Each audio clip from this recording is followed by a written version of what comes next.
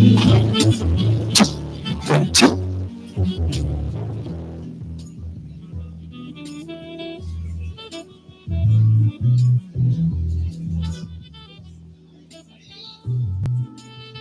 two, one, two.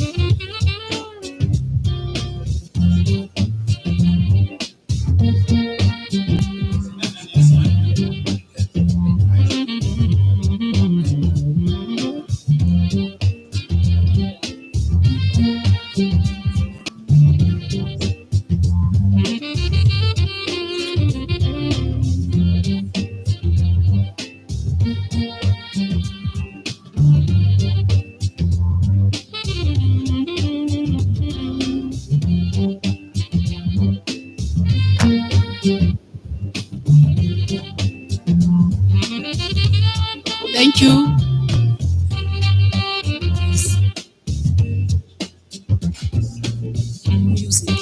Music.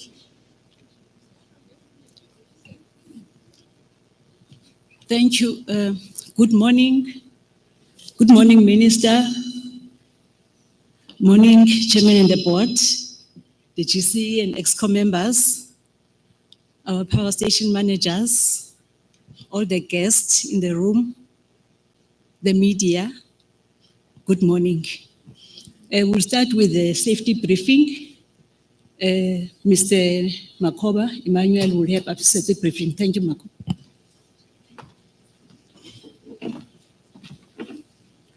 Good morning, ladies and gentlemen. In the event of an incident, we have a PA system in this room. We will receive the message from the control center. We listen to the message. You take your belongings. However, before you leave the room, please help people with disability. Then we have only two emergency exits available today. It's only the one on the corner on my left and another one on the right. Please use the one on my left. You go out, take the staircase down, go through the security checkpoint. On the garden outside there is assembly point number 2. We can assemble there with our attendance register.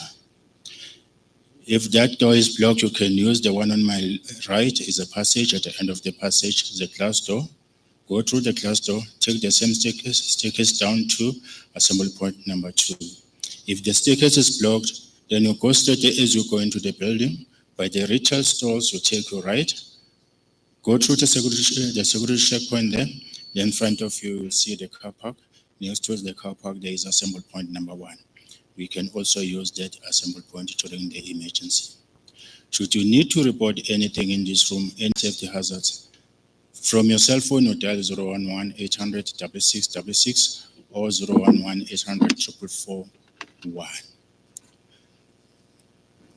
During the emergency, when we are waiting outside there, we wait until our safety officers come and address us if the building is safe. Then we come back to the same auditorium and continue with the business of the day. I thank you.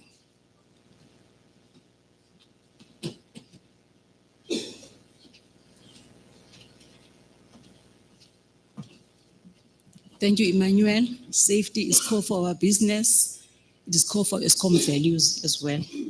So now I'll call upon our Group Chief Executive, Mr. Marokane, to come and give us a welcoming remark. Thank you.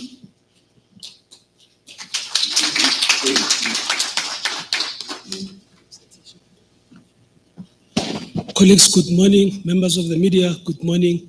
Mine is to really welcome Minister Ramokgopa. Minister Ramokgopa is the leader of the Energy Action Plan that has been in place for the last 18 months or so. And Minister, today we came here to support you as you continue with your briefings and updating the nation on the progress being made in this regard. But more importantly, also to thank you for leading us, leading the organization, leading the country on this important task, and also engaging with the participants who are mostly our general managers and also of the power stations and also our employees in this regard. And so we want to once more thank you, but also allow you the opportunity to engage the country with this update. So thank you, Minister. Thank you.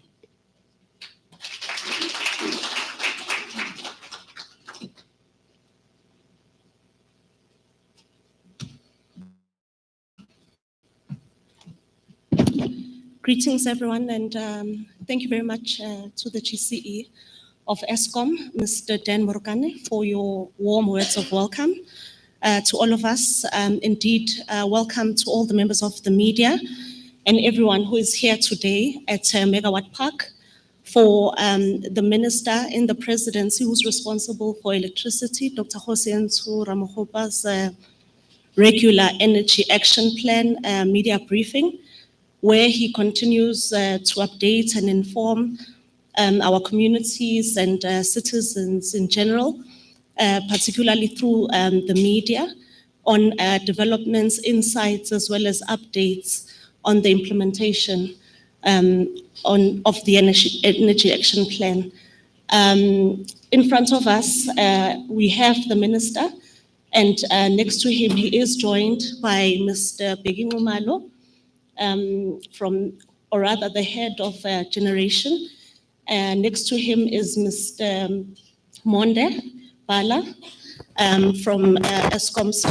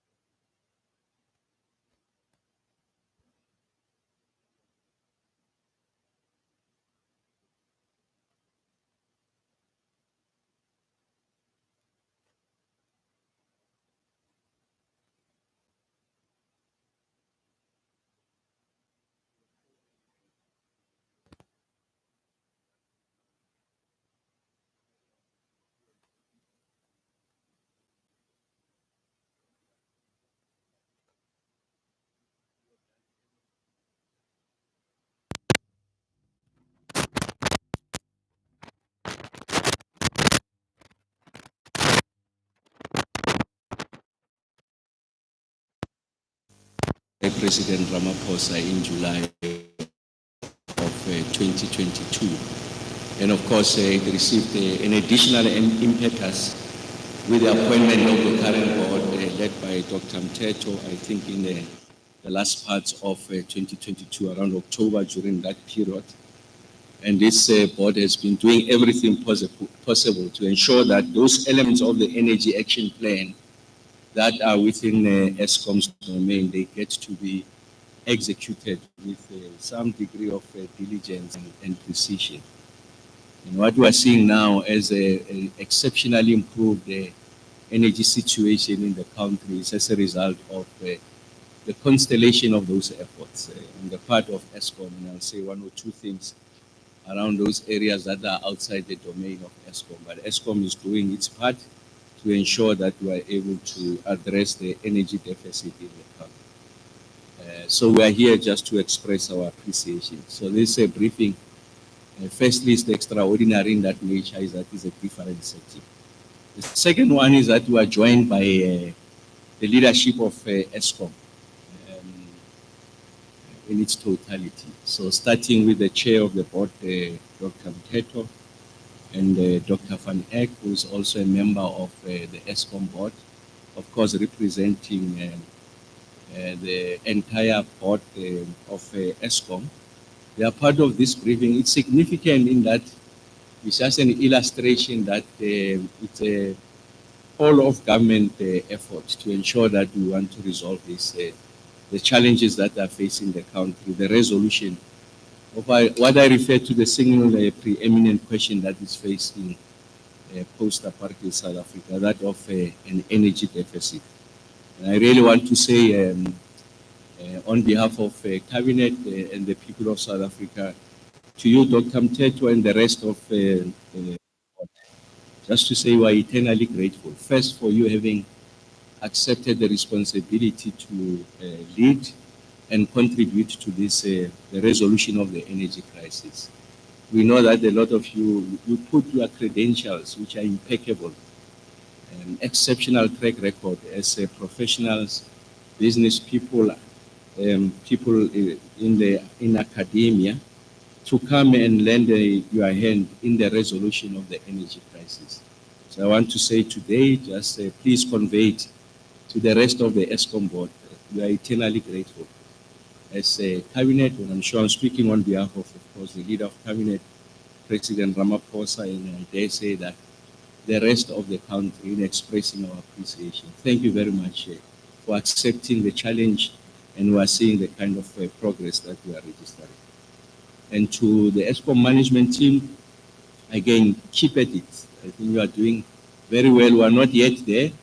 We have now in this room all the general managers, the men and women that I keep on referring to, who are at the coalface of the resolution of this problem.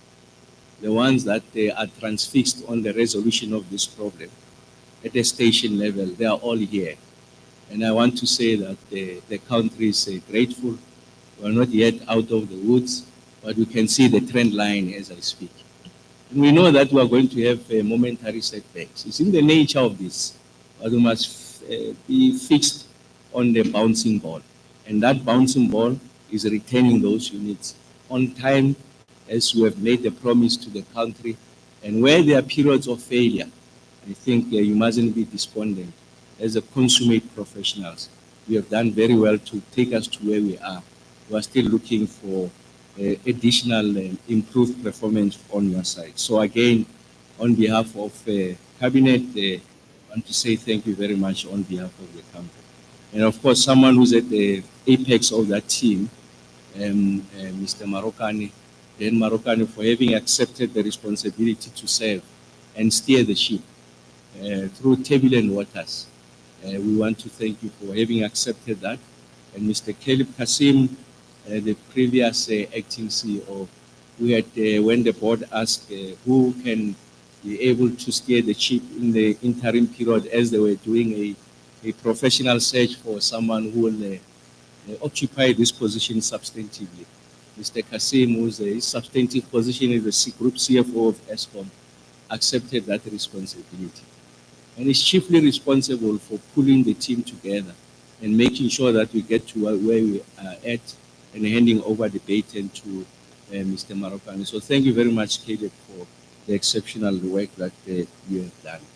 And just to say thank you very much to members of the media for making time, as you always do, to give us the opportunity to engage with the country, just give them an update on our execution of the Energy Action Plan, the degree to which we are prosecuting it. And as I've mentioned, it's something that was unveiled by President Ramaphosa in July of 2022. Just to say the following as reflecting on a more contemporaneous matter, and that matter relates to the fact that we have been denied leave to appeal the judgment that suggested, or in fact directed, that we provide uninterrupted power solutions to a number of identified public institutions, schools, hospitals, and I think correctional services. I think that judgment was delivered, present before the court. We wanted to appeal that judgment. But what is not is identified critical public spaces or institution requires uninterrupted power supply for them to be able to provide the kind of services that are envisaged in the Constitution. And we also don't deny the fact that load shedding, it's a significant dent on the ability of those institutions to deliver on their constitutional mandate. So that's not in question. What we're trying to say is the manner in which we are expected to execute could be expensive, unsustainable, and of course we're requesting from the court some degree of clarity on what the judgment meant. But like I said, it's something we're leaving to the legal boffins, they'll advise, but we know that we're going to keep at it. And I think the sooner we're able to resolve load shedding, this problem becomes moot. There's no need for us to have a conversation around the alternative supply of electricity at these institutions, because we'd have resolved the preeminent challenge